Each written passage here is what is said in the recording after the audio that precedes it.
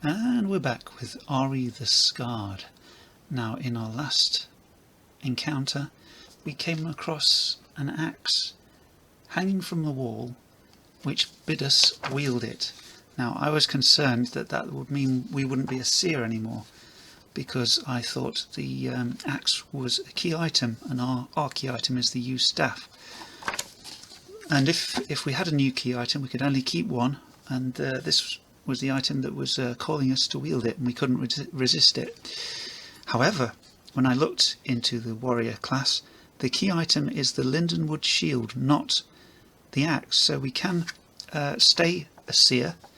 We just happen to have an awesome axe, and we can keep our yew staff as well. We'll just strap it to our back or something for when we want to. No, we could yeah, we could strap the axe to our back and carry on using our spells, so that would be great, and we can carry on as Ari, currently still a seer. Now we are exploring this ruined stronghold, and we are seeking to rescue an elder who we previously knew, and we've been through a table with maps which gave us lots of information about how the sun has damaged this world. We found a strange tapestry which was being woven of the memories of the people who used to live here. We found a lindworm which we barely escaped from. It was chasing some cultists. We found a bonfire guarded by a giant skeleton. We were able to lure the skeleton away using our armband of Filgia, and we were able to rest at the bonfire. And now we found this axe hanging from a wall which bade us wield it. So as we pick up this axe and carry on our way and adjust our equipment accordingly, we shall head for the next encounter, and I roll my d12 on the encounters table to see what happens. That's a 5, that is a mundane. So we go to the stronghold table and look at the mundane section, roll the d6. That is a 5, which is a great hall covered in a thin layer of smoke, a fire dying. So this is not actually a proper bonfire, this is a dying fire in this great hall, this ruined great hall. And for anyone who's interested, these are the Little Book of Battlemats Wilderness Edition, and I got that from my friendly local game store. So there's no encounter as such, but I wonder if our little fate oracle can give us any detail on what's going on. So we need our d10, our d8 and our d20. What is the focus here? 4 is overcome. 4 again, overcome melancholy. Overcome melancholy Jotun. Well, that's interesting.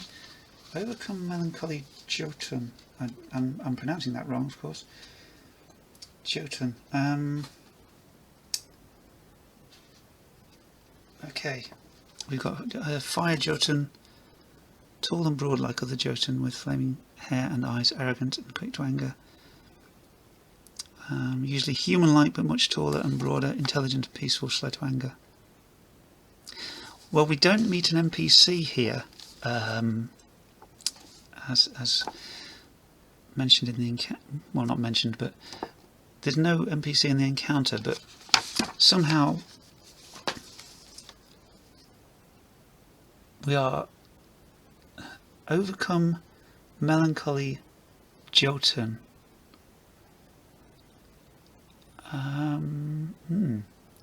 I did some kind of giant overcome melancholy.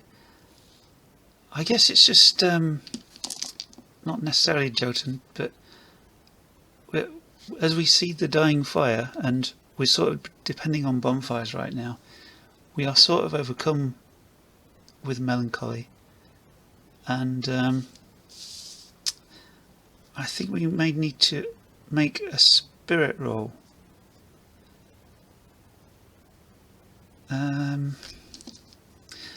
But I'm not quite sure what the consequences would be.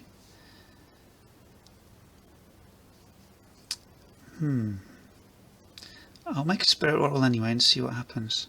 See if we make it or not. We failed the spirit roll.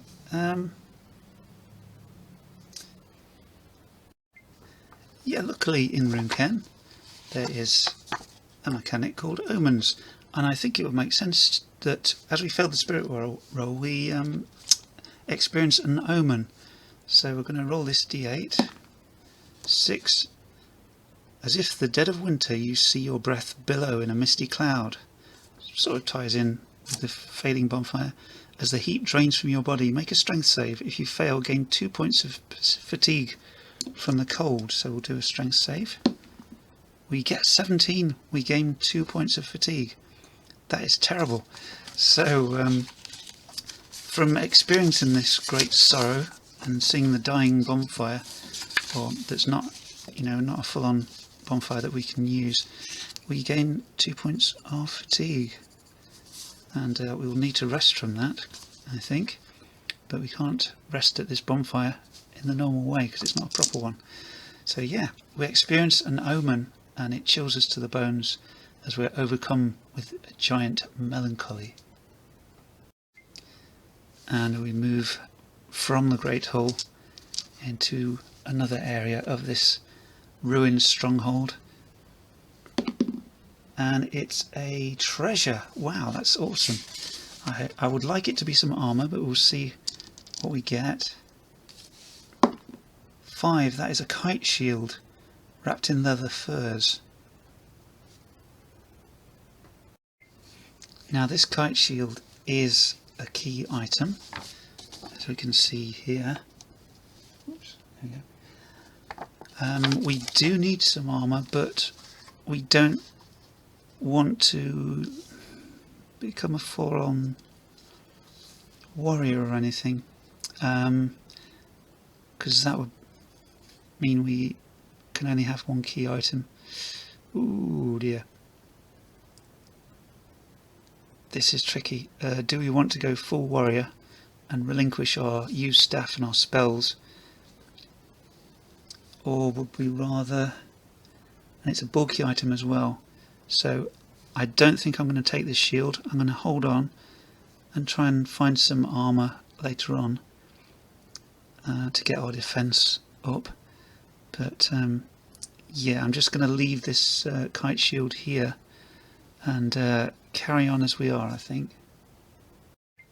So we're going to just continue making our way further into this stronghold in search of the missing elder that we need to rescue. We'll roll for another encounter for this next area. 11. That is a conflict. I am going to immediately drink from my mead flask, I think. Oh, no, I won't. Oh dear.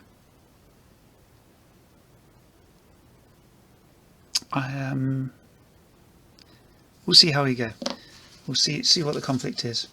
So we roll a d6 to try and find out, and it is warriors. D6 warriors assault a barricaded house. Now we'd rather not fight these warriors, but we're going to roll the 2d6 and see what their reaction is. On the enemy actions table, that is a 7. Attack. Oh my goodness. I've got 4 warriors attacking. And we don't know why yet, because they've just seen us and they've just flat out attacked us. Oh gosh, we're in trouble. So they just basically turn around from attacking the barricaded house and head towards us. I'm sorry, I'm being an idiot. It's not the enemy actions table, it's the reactions table, so they are unsure. This is for actually what they choose to do in combat. Yes, I rolled on the wrong table. So they are unsure of us. Thank goodness. I just thought, oh, that's odd that it would just suddenly attack. But they are unsure, so we want to ask them about why they're attacking this house. What's the deal? So we got our we rolled focus 6, observe,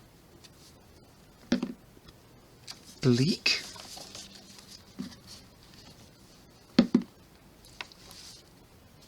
observe bleak sun. So this, ties in with the devastation wrought by the sun on this land, this world. And observe bleak sun. Perhaps there's some kind of prophet barricaded in here, and these warriors want to get to the prophet and perhaps they believe that any sort of prophet has brought upon the devastation of the world, and they are seeking revenge for the terrible thing that's happened, even though obviously it's nothing to do with the prophets, it's just to do with the sun. Or is it?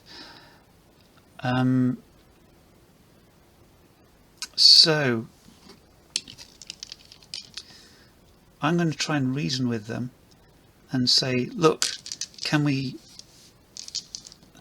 let me go in and discuss this with the prophet, and we'll see what they have to say, but don't just break down the door and kill them, because you won't get any answers about what's happened and you won't find out how to fix it. So I'm just going to make sure that's my, I think that would be my, might be my spirit. I'd have to roll against for that. I'll just make sure. My stats. Spirits used for saves to charm, self-control, intimidate, persuade, belief, etc. Yeah, I'm going to have to use my spirit, which is not great. Oh, 5. Okay, I'm able to convince them to let me go and talk to the prophet. So I'll get the warriors to hang back and say to the prophet, I've managed to stop the warriors from trying to break in. Please allow me entrance to speak to you, and so that we can discuss how to convince them that you didn't cause the end of the world, and perhaps help with the situation. Now, what is the prophet's reaction? 9. 9 is unfriendly.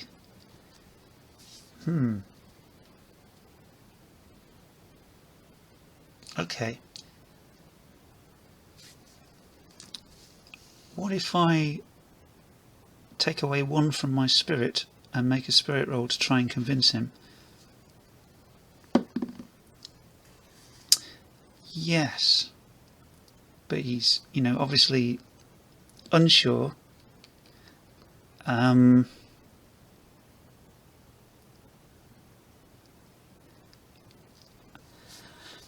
leave my axe at the door. Let's say that. Where I can leap for it. I don't expect trouble from him, but yeah. So I will question him and see if he's got anything we can use to calm everybody down. So let's roll for a focus. 6. Observe. Here we go again with observe. Observe bleak. This is weird. Observe bleak ride. Travel. Observe. Watching for... He's waiting for someone to travel to him. He's waiting for the approach of death. He's expecting the Grim Reaper at any moment. Perhaps he's very old. Perhaps he almost... Yeah, perhaps he's really on his last legs. He's really, really old, and these people are attacking him in his final moments, and he just wants to be left in peace, because things are bad enough as it is. He doesn't need all this. So, which is fair. I'm going to ask him if there's anything he can say to calm these warriors down and convince them that it, see if he's got anything useful to say. To calm the warriors down, maybe.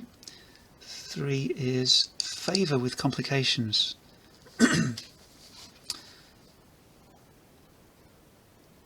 So I guess the main complication is that he's not long for this world, but he is willing to impart something to the warriors, because I'll be able to explain to them that his spirit is about to fade away. So I will call them to the door, pick up my axe again, and let's see what he's going to say to them. Right, focus. 9. Mourn. Melancholy.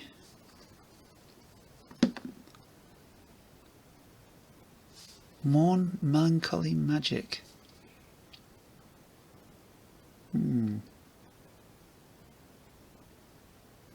I guess he'd be talking about he's going to tell them about the former world and the death of the gods, and it's going to make them sad.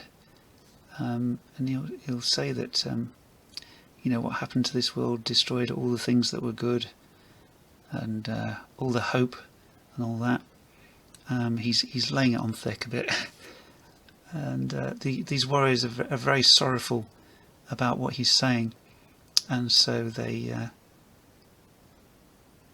but instead of leaving him in peace, they will stay with him as he approaches his final journey to the other world, and they'll all regale each other with the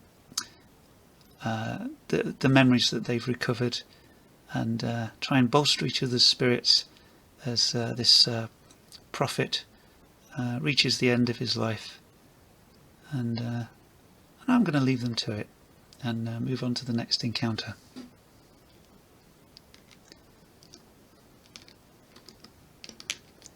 So he won't go into the next world